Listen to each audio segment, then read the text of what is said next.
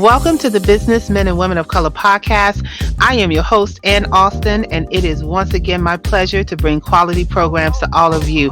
I am excited, yes, again, with another amazing, unique professional on here that's going to blow your mind when we start talking about this subject today, because we don't see a lot of people who is focused in this area, and this is something that we definitely need to look at for women's health. And just stay tuned to listen to this podcast today. We're going to have an amazing guest today. If you are not sure what the BMWC is, we are a podcast platform that shares industry information, and we are here to encourage you, encourage business owners, encourage anybody who is looking to find out what is different in your industry or your market. So stay tuned, listen to the podcast. Also take a moment to visit all of the pages and listen to just about every podcast you have on here that you have at your fingertips that you can listen to.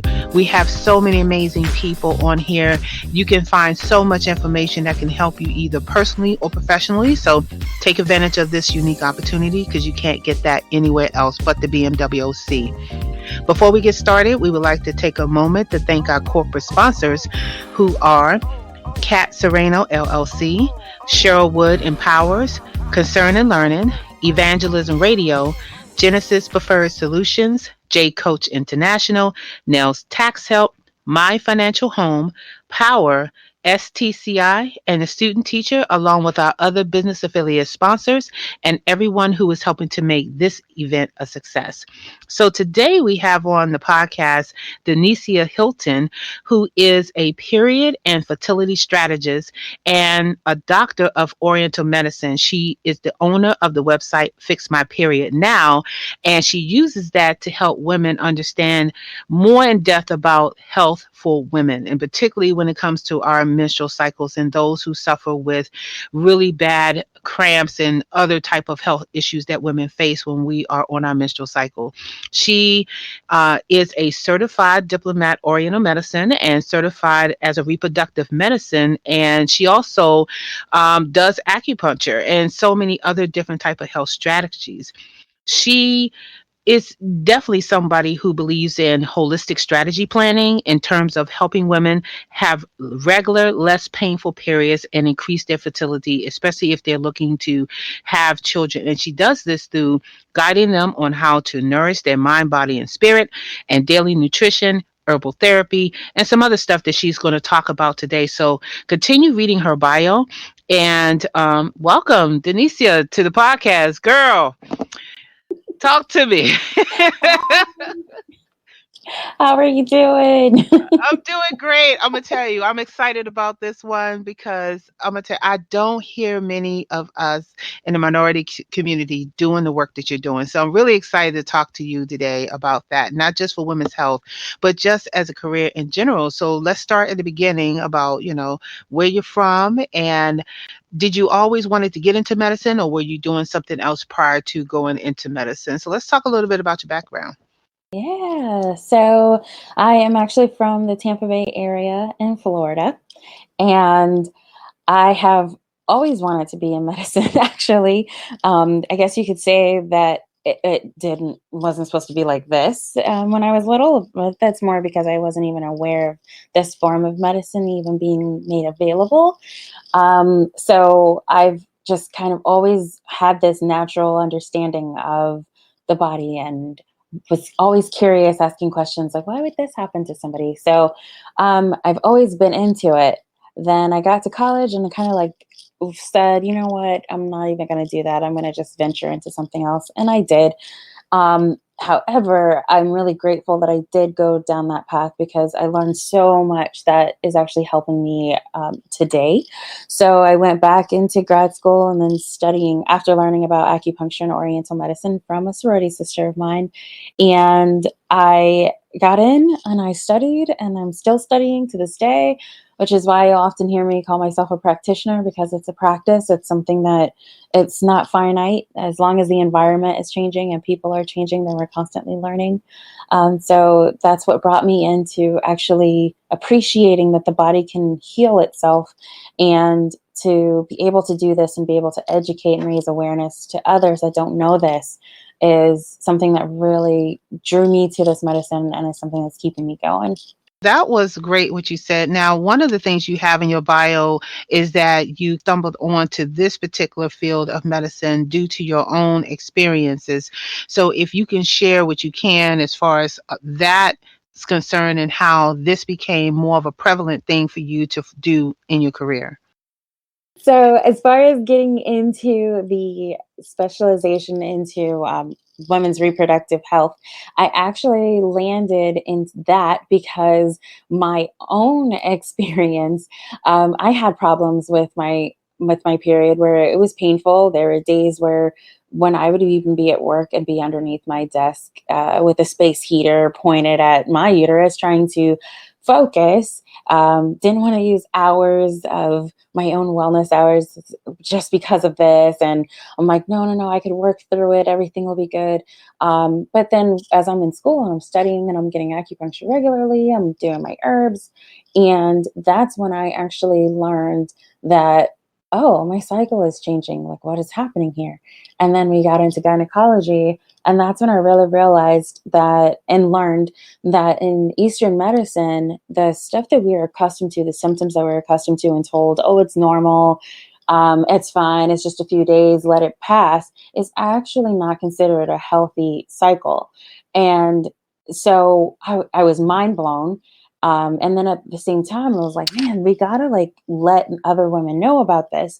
Parents need to know about it because they're raising girls that are coming up and then they're going to be having their cycles too. And it stuck to me. And I'm like, we got to just do it. We have to rock it out. And then I started really focusing on it more once I got done and went into private practice, and has just been focusing more and more on the healthy cycle, which also translates into if you have a healthier cycle, then fertility is also going to be optimized as well. Okay. And so while you were going through your experience to get your medical license and your certifications and, of course, your doctorate, were there many people, especially women of color or men of color, even going into this field? And what was the challenges? No. I think it was I have to tell you, I grew up where I was in programs and school programs where I was oftentimes the only one of color, or might be one of two or three, maybe. So, but the same, my mom also taught us like not really to pay attention to it as much. You're there for this experience. You're going to be there to learn. Um, and so when I got there, I didn't really dawn on me that I was like the only Black girl that was in my class, my cohort, and Black guy in my cohort. But there was actually one other student who was there a year ahead of me. And he ended up really becoming my mentor and taking me on as a little sister. So that was just really helpful, not just in school, but for my spiritual health as well. And to have someone else that was there, it was great. And we still keep in touch to this day. Mhm. If you look at the industry itself, there really are not as many of us that do practice, but it's growing. And I see that as I might be in some groups and new ones would join in and introduce themselves, and I'm like, oh yes, that's awesome. There's more students that are coming in. I'm like, Right. this is great. So like, Okay. Well, I mean, but I guess outside of the fact of women or men of color, there were other diverse groups in there. There were people from other cultures, of course, right? there were, but even then, they were a minority. Wow. Okay. Yeah. So that that was interesting. Like as you're asking me the question, it's making me really think about it. Um, but I have met others, especially at conferences, that have been of other groups and other nationalities. So I think that even for them, whenever we talk, I'll learn more about their background and like how they grew up. And for a lot of them, the common thread tends to be, yeah, I mean, whenever we got sick, my grandma or my mom would just grab this and boil it, and then that was it. I remember that. Grab that thing and boil it, right? Put it on Yeah, your tummy a little bit, it has a little white hose to it. Yeah, I remember those days. right. I was And like, then Grandma, what is this? don't worry about it, baby. Just Yeah, don't enjoy. worry Like, about it. Don't worry about it. right. And so like they tend all of them had that common thread, and it was really cool. Like I'm going, man, that's awesome. And for them in their path and in their journey, they started to realize, and learn more about the natural medicine, if you will. Or as I say that, it is what we needed was placed on the earth. And so that's really what these herbs and using food as your therapy and everything else is all about. And so for them, it was kind of like a really bringing in their own culture. Mine wasn't so much like that. So I've just always been the one who's been curious and adventurous in it, in anything. So I fell into it, and I love it and I appreciate it. The more I talk about it, I have more family members that are interested, which is awesome because I just feel like I'm the one that's planting that seed, and then it's just going to grow and permeate throughout my family. Right. Yeah, so it's an interesting growing field when it comes to other groups, as far as becoming physicians and practicing the medicine and everything else too. Yeah, I'm gonna tell you. I think when I first saw your bio, the first thing that grabbed at me is like, wow, she is actually putting herself out there to tell people this is what I do for a living. I think a lot of doctors hide behind the GYN, OBGYN, and you go there, you get your yearly pap smear, you go and talk to your doctor about all that stuff. But in your bio, you're like out there, you're letting people know this is a specialty that you are focusing on. So if somebody is going into that field, how do you manage like the wows and the oh my goodness? And because I'm pretty sure that you get that sometimes, and I don't think that's a bad thing. I just think it's just the awareness of what you do, and I want people to feel inspired about what you're doing. As far as the oh, I mean, your title. I so mean, when you tell people "fix my period now," they're like, "Wait a minute, hold like, up."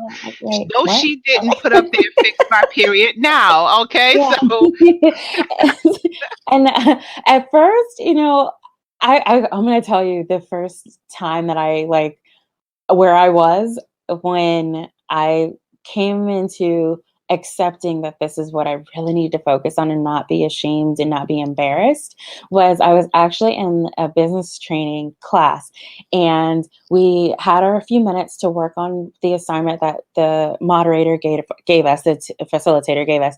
And so when we got done and we were all giving our examples, and she was like, "So what is your thing?" And I said, periods. Like, so then the whole what? the whole class like stopped, and they just like went dead silent, and then they just looked, and then they started laughing, and I'm like, no, I'm serious. And so like from that point on, there really have been those moments of they just stop, jaws drop, they stare, and because it's that moment of, did she just say what I think she said? And Yeah. then it's also, did she just say what I think she said in public or in front of a group? And so Mhm.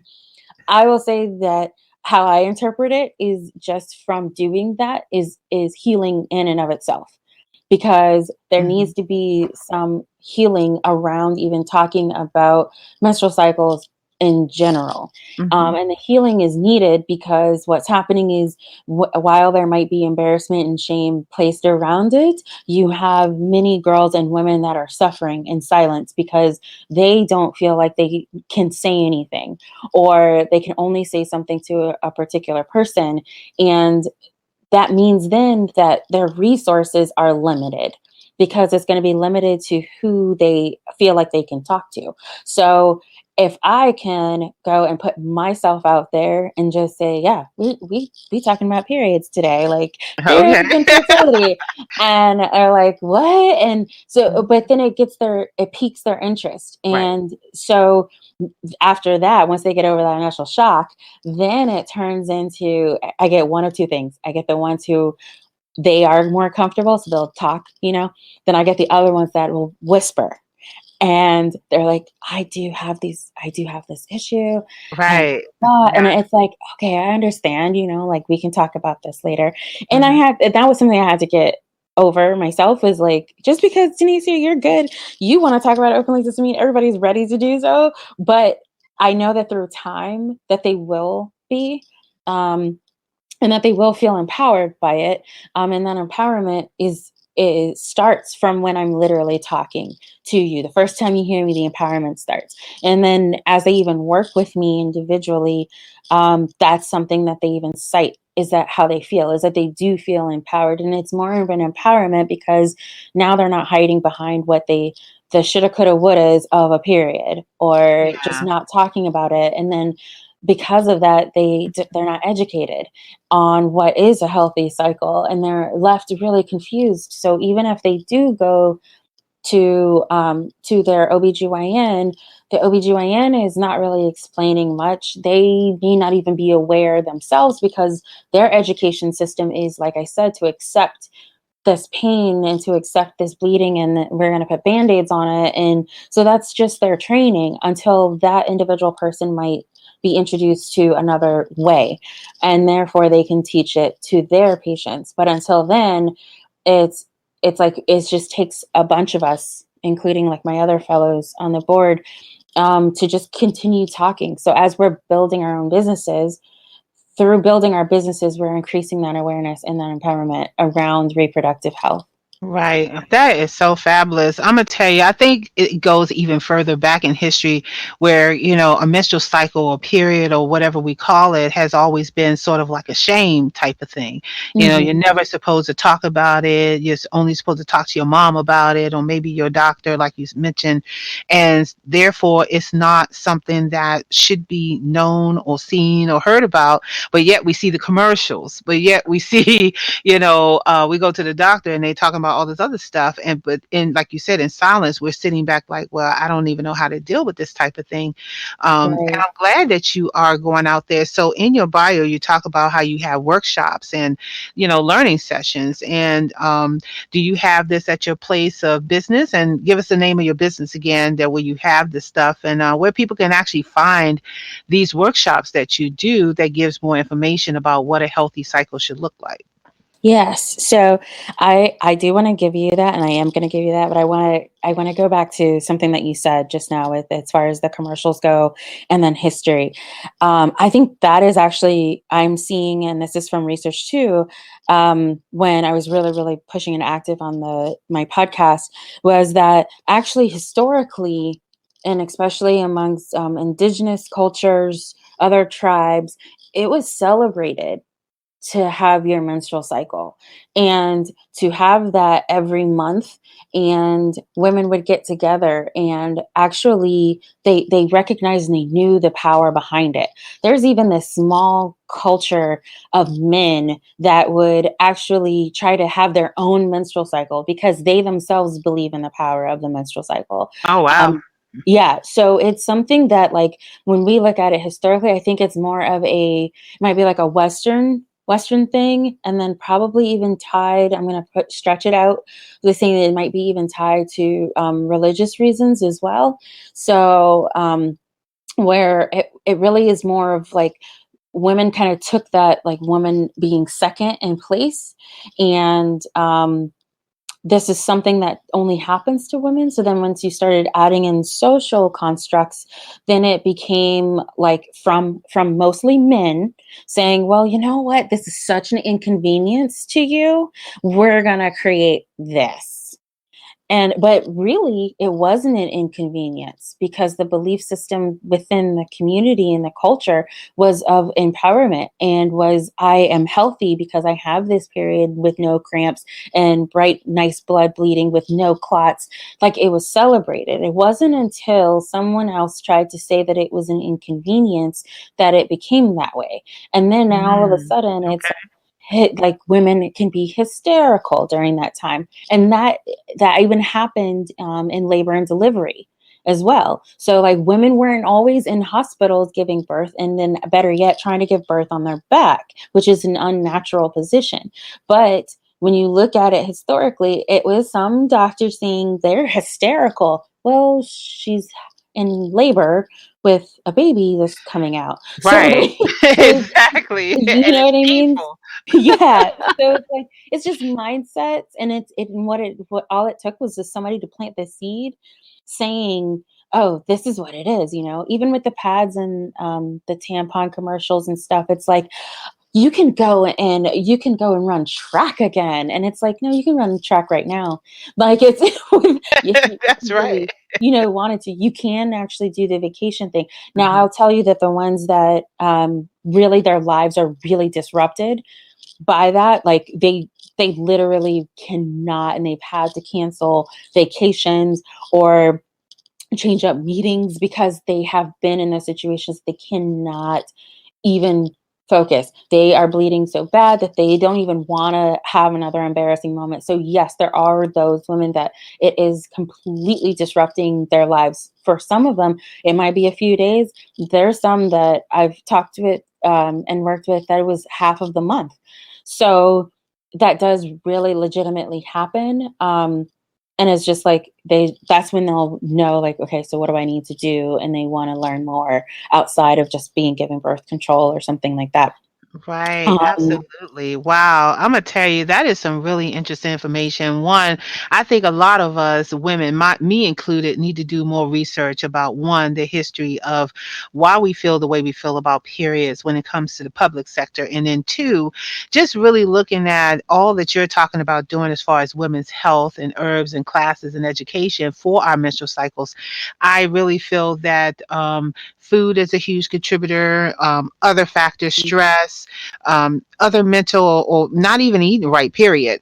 Nutrition, just like you mentioned, is mhm, all causing us to have all of these irregular menstrual cycles and playing on our productive systems and messing with mhm. other body, things going on.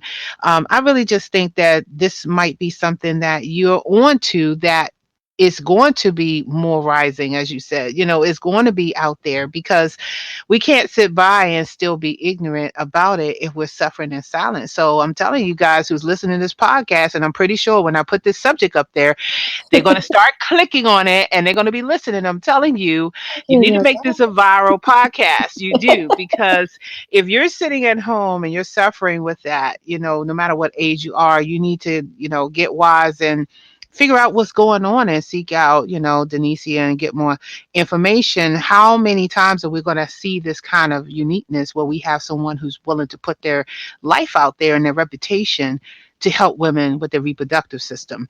So I really applaud you on that. thank you. And I do have the information for you too, as well, like what you originally asked me Mhm.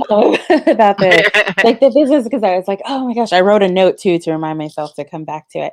And I mean, I really appreciate it. And I agree with Anne, like definitely share it with anyone that you can think of, whether or not they actually have any issues with their periods, as far as symptoms of their actual period itself. And it is something that's a part of a bigger issue. And I was talking with an old classmate of mine, and I think about the girls, and I had just talked with a young lady, and I mean, it's like, even in the school system, and these school nurses, they have these girls coming in, they're in pain, they're having to call mom or dad, and they're having to be picked up. Better yet, they're missing school because of this. And I was telling them, like, yeah, the food though, like if they're not getting it at home, a lot are having to rely on it in school. And then I'm like, you know, everyone got on Michelle Obama because what she was trying to do as far as putting in healthier food choices in the school system. And I said, that's a part of the problem that we're having now. Like we have all of these young girls that are nutrient deficient because of either lack of access or they're not choosing the right things. And then beyond that, we're pushing them harder physically. And then they take that, and then I see that happening as part of the reason why her cycle is presenting the way that it is presenting. And so that's like a huge shift for many, is to understand that the cycle is what I call like your monthly tune up. It's your checkup. It's letting you know what happened the month prior. And so you have this gift of being able to look at it and see, okay, I cramped a lot more this month. It might have started earlier or later this month. I did or I did not ovulate this month. What happened? And then because of that, now you're looking at like, okay, the past month, what did I do? Did I move? Did I have a whole bunch of projects going on? All of that plays a role into how it presents every month. And then once you're aware of that, then you can make those changes. when it comes to other business women or women in business, whether they own their own or they're in their positions, and say that I see this a lot with executives, they tend to have a lot of issues with their cycles. And a lot of it is because it's like you're pushing and pushing and pushing and pushing, trying to push. And this is where I think like feminism and the hardcore push of like we're equal to men, that kind of has pushed a lot of women to the edge, and really got them to a point where it's like you're not even listening to yourself because you're so focused on trying to be equal to man. And Wow, that, that's an interesting point that you brought up. Two of them. One of them is that point right there where executives are trying to equal up, women trying to, and the stress behind it, you know. yeah. Um, I know that of a couple people who I know, and I always talk about myself because I'm very transparent, but sometimes you can forget about yourself. You ignore all the signs, and then next thing you know, you're not having a cycle, or you have a really, really long cycle, and you're not understanding what's going on. You're not even putting two to two together because you're so focused, like you said, on what you're trying to do, and the priority is not on you.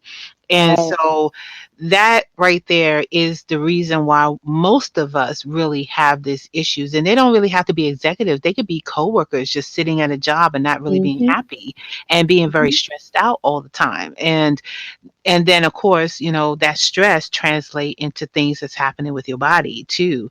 So Yes, yes, oh it's absolutely. huge, and that's why you're starting to see Hmm. this, self-care push that's happening amongst, corporations. Hmm. And but I think too, entrepreneurs, I think it's gonna be a little bit even harder for them because they are entrepreneurs and they are often, like, the ones that are doing, especially in the beginning, they might be doing a lot of everything, that they'll neglect what do they need to take care of themselves. And the thing is that all of that energy comes from you, and if you're not taking care of yourself and you're constantly trying to be on this go go go, it's not working out very well. And a lot of the frustration that I see that the women have is because she's not respecting or honoring, actually may not even be aware of the natural hormonal shifts. So socially and culturally, where Bastion said, "You're so hormonal." And it's like, okay, men, you're hormonal too, because that's the way that our bodies function. Like, that's how we function, by hormonal messages. Hmm. And but then, like, for women, it's there are those peaks and those valleys that happen in the natural hormonal shifts. And then because of that, they affect our brains. Hmm. So there are naturally times where we literally are able to analyze things in a much better, clearer way. And then there's other times where that's more difficult. But then our frustration happens when we're forcing ourselves to do it when we're naturally not in that state. And so when you can actually start to learn where those shifts are, learn to flow, like literally go with your cycle as best as you can, because you're now seeing these shifts and then you're better able to plan it. What happens is that she starts to get a little bit more comfortable. She actually starts to forgive herself, but for not being able to keep up with everybody else. And it's like, if Yeah. you're following yourself, Mhm. then that means that once you're in it on that task, that project or whatever, she's banging it out. Like, she's actually more efficient and more effective and more productive when she actually knows when that stuff is happening, and then she can do it, versus you're trying to do that 20-minute task, but it takes you 3 hours to even get started because you're forcing yourself outside of that realm. Right. Wow. I'm gonna tell you, this can really be, and I hope people are really listening to this podcast really carefully now, not just listening, but listen carefully, particularly for the women, because you pretty much just gave us a quick class, a quick seminar, a quick thing on how to recognize when your body is trying to tell you something. And our menstrual cycles, like you really, really greatly and appreciatively put it, that if you're not paying attention to what your body is doing, and your menstrual cycle is the key, it's our checkup, as you said. If we're not doing that, then we are ignoring the signs, and we are choosing to be unhealthy. We are choosing to be. And I want us to, that's why this podcast exists, because I want us to start thinking about turning some of these negative things around and really start focusing on our health, our mental, our entrepreneurship, our business, but still be focused on us, be focused on your mental and your health first. And then you can be helpful for someone else. And I learned a lot just listening to you today. I'm going to tell you, because I never thought about my menstrual being a healthy checkup for me. I Mhm. never even thought about that. To me, all these years, I'm like, okay, I don't have a baby this month. Thank you very much. I already have my babies already. So, Right. so that's where I'm at. I'm telling you, because I'm up there now. I'm not thinking about having any more kids. So I'm like, okay, thank you. Come again. Never. Okay. That's how I feel like, But for all these other women out there who I know that have issues, this information is just so helpful. So we're going to get into this part of your interview where you really talk about where can they go and find classes that you just talked about, webinars or any activities or if functions that you're going to be at where you're speaking so that people can come out and see you in person. Yes. So we're finally giving that information to you, right? Yeah, yeah, we had to keep them going for a minute. And you stuck around. I know. So my actual business is Hilton Holistic Health and Wellness, and website is fixmyperiodnow.com. I actually tend to pretty much like announce things that I might be on more on Facebook and Instagram. Both of those are at Fix My Period Now. I am actually working right now and actually getting that information up on the website so I can try to like keep that up to date too. And through the website, you can sign up for the newsletter. If you want to call it a newsletter, it's more like love notes for me, where I do let people know too, as far as what events I might be at or, what other podcasts I might have been on that you could take a listen. I also have a Facebook group as well that's linked to the Facebook page that's at Fix My Period Now. So you can join in there. And I would love to have more kind of join in the conversation, or if you know anybody that could really use this information or may not have even thought about this form or this modality to the holistic side of treating yourself and really just moving into that space of having the healthier cycle and as another option for fertility to join me. Okay. Well, give them your contact information too so they can also call you or email you. Yes, so it's going to be better definitely emailing me, and that's at hello there at fixmyperiodnow.com. So that's hello there at fixmyperiodnow.com. And also on Facebook and Instagram, people do DM me or direct message me, and I do answer those or have someone else check it for me and let me know. But either one of those, then I would be happy to have a chat with you. Okay. And, I have to leave with this last question, which I always love to ask for 3 tips or best practices. If you was to give someone who's listening to this call some inspiration to do what you do, what 3 tips would you give them? 3 tips to do what I do. Hmm. Hmm. One is know thyself. Um, because once you know yourself, then you could really move into the second step, which is be comfortable and love yourself. And out of that space, then you can actually begin to create what it is that you want in a way that's going to suit you as well as suiting others who would need you in your services. And then I would say third would be to never stop learning. So things are changing all the time. In this industry of Eastern medicine, the bulk of it really does boil down, and that's why it's holistic, is that we take into account of different elements that are outside of the physical body. And so to keep an understanding of what's happening environmentally and how that affects the body, or things that are coming up that are new. It might be studies on Western medicine side or integrative side, just to kind of keep yourself open and receptive to what else is coming out, and then being able to link that together to be a better service for others would be the third. Wow, fantastic. And so I want to do just a quick summary is that our health is really important, period. Okay, and I say that with a relation to period. Okay, we need to make sure that we fix ourselves, and through knowing our bodies, knowing our cycles, knowing what it means to the notifications that we get in our menstrual cycle. And this is all for the women, so men, you can close your ears if you want to, but we need to understand that what De'Nicea is doing is going out there and making an awareness that all of the stuff that she has experienced, that we know that we experience, and we know our women friends experience, that it is now in the open. It is no longer a secret to talk about this thing. It is time to start figuring out and talking to other people and bringing awareness to what we can do to be more healthy with our menstrual cycle. Women are dying faster than any other of our sex right now through heart attack and everything else because we are Mhm. not taking care of our bodies. Okay. So I want to encourage you to look down at the bottom of this page, go to fixmyperiod.com. Fix my Okay. period And I now. want you fix my period now. Oh, wait a minute. Fixmyperiodnow.com. I Right want to now. make sure you get it right. And matter of fact, you don't have to worry about me saying it wrong because when you click on the link down there, it's going to take you to her page. And then I want you to really connect with her. If you need to do a one-on-one or however you need to do to get your groove on with this, let's do it. There's no time to waste. You have the information now. So be sure to do that. Also, I want you to go through the list and find the other health professionals that are going to be on this platform that complements what she does and talk to them and get a whole 360-degree view of what you need to do to improve your health.